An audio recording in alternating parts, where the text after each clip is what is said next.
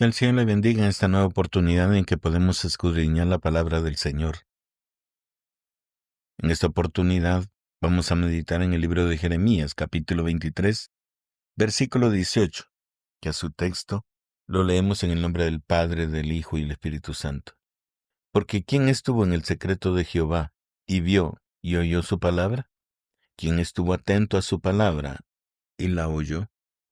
Y este interrogante es aplicable en nuestros días, sobre todo cuando tenemos tanta confusión a causa de las religiones que abundan en el mundo y de los pensamientos de hombres que han venido a contaminar la sana doctrina expuesta en las Escrituras. Y aunque nos llamamos creyentes en Cristo Jesús o cristianos, no tenemos el cuidado de examinar realmente si lo que estamos recibiendo como enseñanza y como directrices para el comportamiento dentro del mundo, no escudriñamos las Escrituras para conocer si realmente esa es la voluntad de Dios. Y es porque tenemos pereza, somos haraganes y ponemos poco empeño realmente en satisfacer el deseo de Dios en nuestra vida.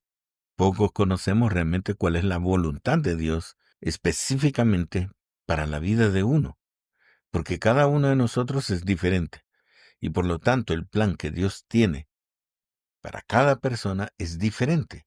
Todos hemos venido para honra y gloria de Dios, para que seamos instrumentos que le rindan a Él la gloria y la honra. Pero no todos estamos cumpliendo con ese propósito.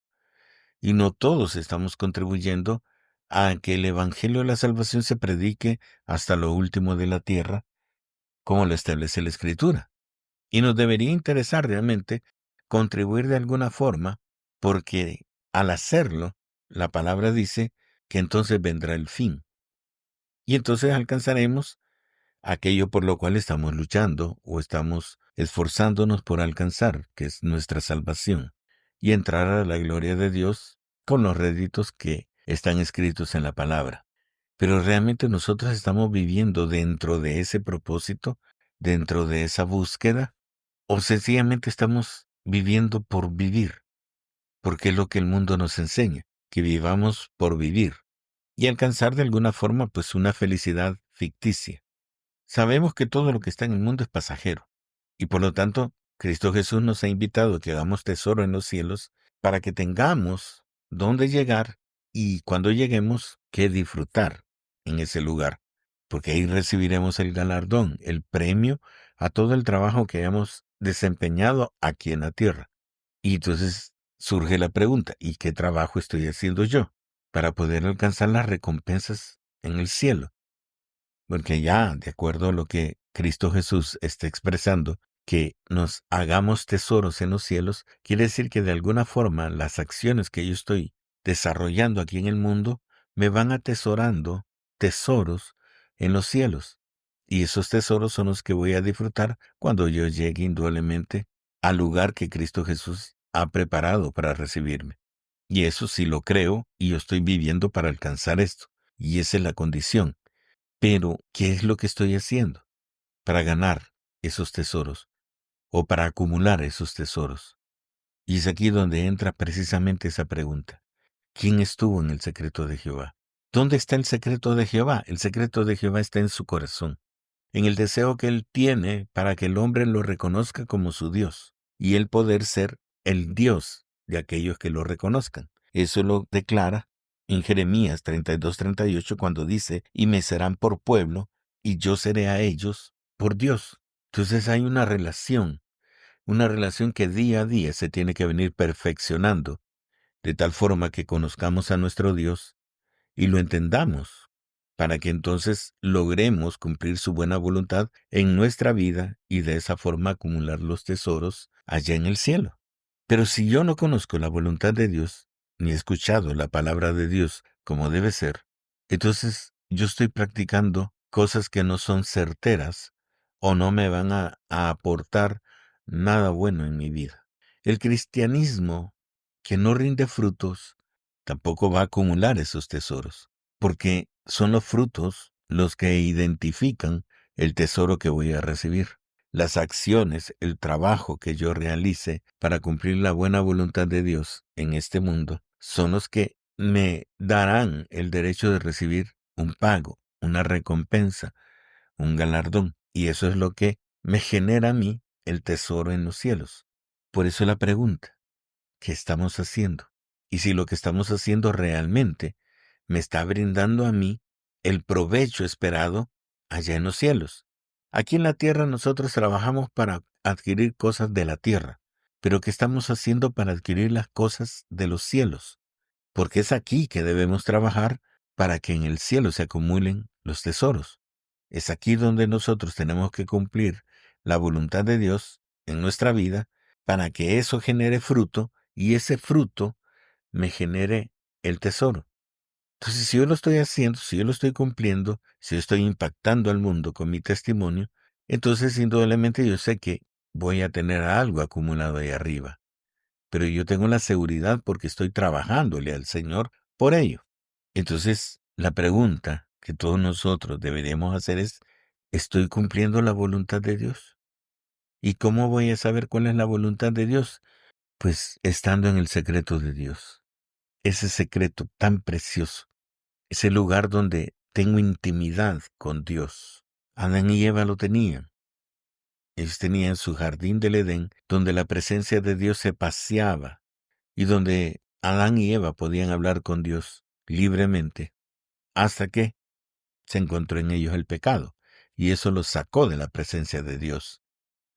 Pero vemos también en Caín y Abel que ellos podían acceder a la presencia de Dios, y Dios hablaba con ellos a pesar del pecado de sus padres. Pero cuando llegaron a ofrecer un sacrificio a Dios, una ofrenda a Dios, de lo que tenían, de lo que hacían, del trabajo que realizaban, vemos que ellos se presentaron delante de Dios sin necesidad de que estuviesen sus padres al lado. Y Dios recibió la ofrenda, uno para mal y el otro para bien, cierto, pero Dios recibió la ofrenda. También vemos en la vida de Noé que Dios habló con él de lo que iba a hacer. Tenemos también el testimonio de Enoc, que caminó con Dios, porque hablaba con Dios. Vemos los reyes, en David, en Josías, en Josafat, que buscaban a Dios y trataban de cumplir la voluntad de Dios en sus vidas para ser bendecidos por ello. Sabemos que Cristo Jesús constantemente iba a orar solo, precisamente por estar en perfecta comunión con el Padre. Y el Padre expresaba indudablemente quién era Cristo Jesús delante de los hombres para que el hombre supiese quién era Cristo Jesús. Y vemos cómo el Espíritu Santo ha guiado a los discípulos ya en el nuevo pacto. Ha guiado a los discípulos, les ha dicho las cosas que deben hacer, lo que deben dejar, lo que deben buscar, a dónde deben ir. Y les ha mostrado las cosas celestiales también. Y todo eso está escrito en la palabra. Entonces, si yo necesito encontrar el camino para llegar al secreto de Dios, necesito escudriñar la palabra y darme cuenta que Dios está a mi lado. Es más, ni siquiera a mi lado, está dentro de mí, porque cuando yo lo acepté como mi Salvador y mi Señor, Él vino a habitar en mi corazón.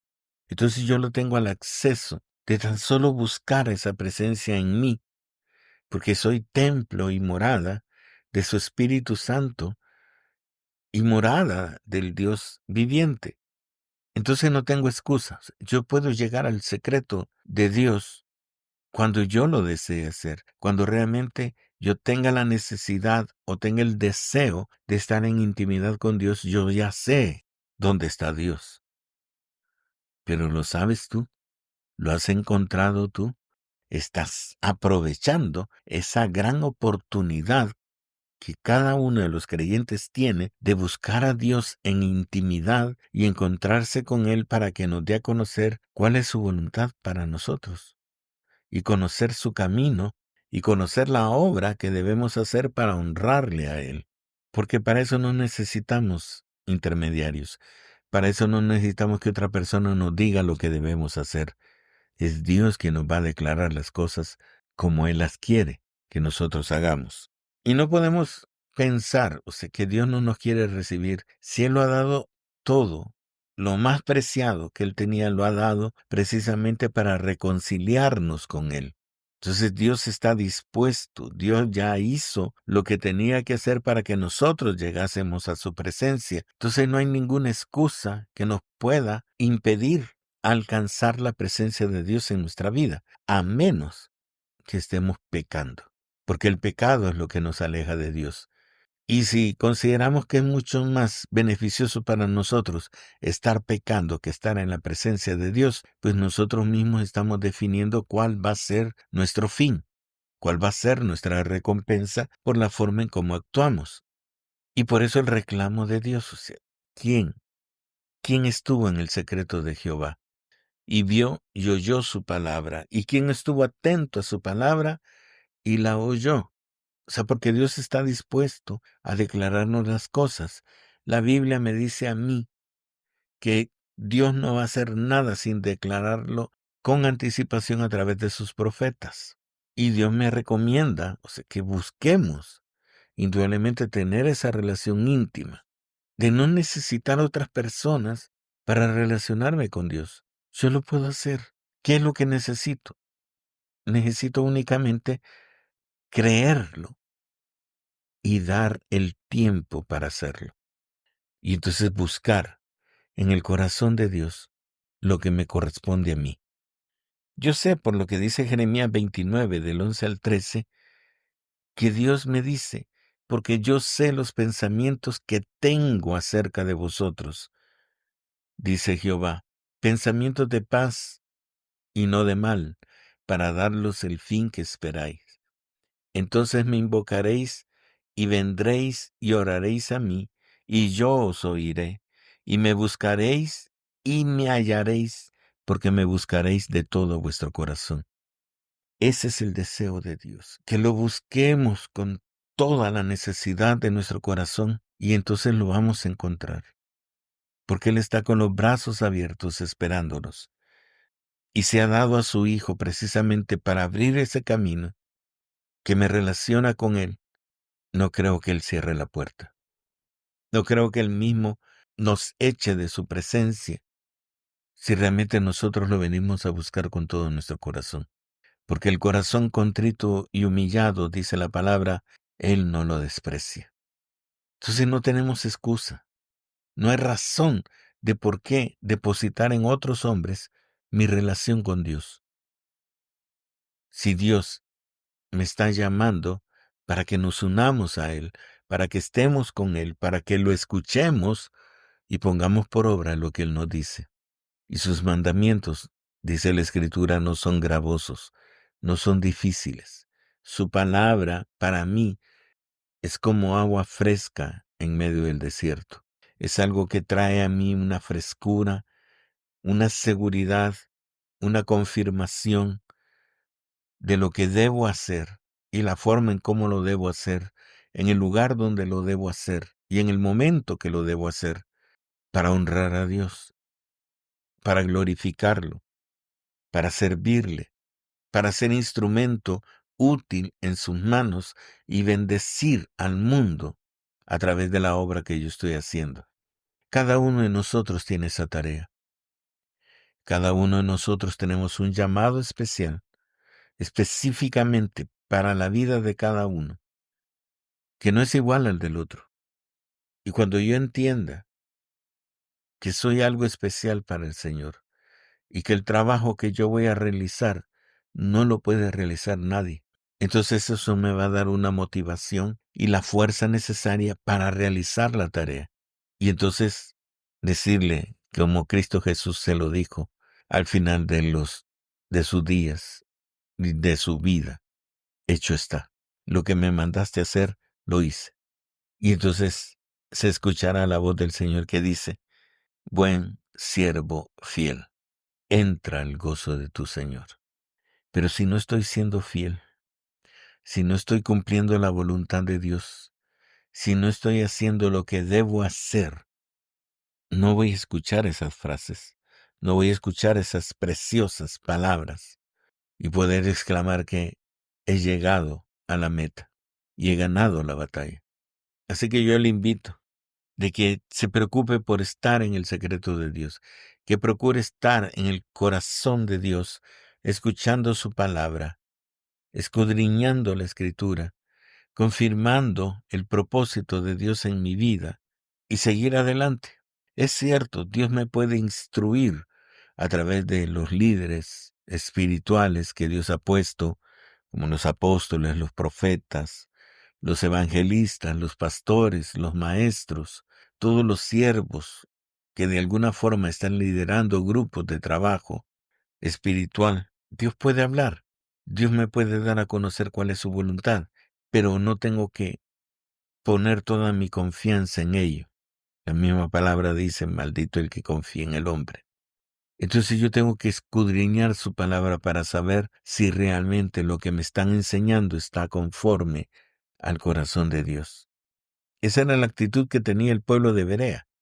La palabra me indica en el libro de Hechos, en el capítulo 17, versículos del 10 al 12 dice, inmediatamente los hermanos enviaron de noche a Pablo y a Silas hasta Berea, y ellos, habiendo llegado, entraron en la sinagoga de los judíos.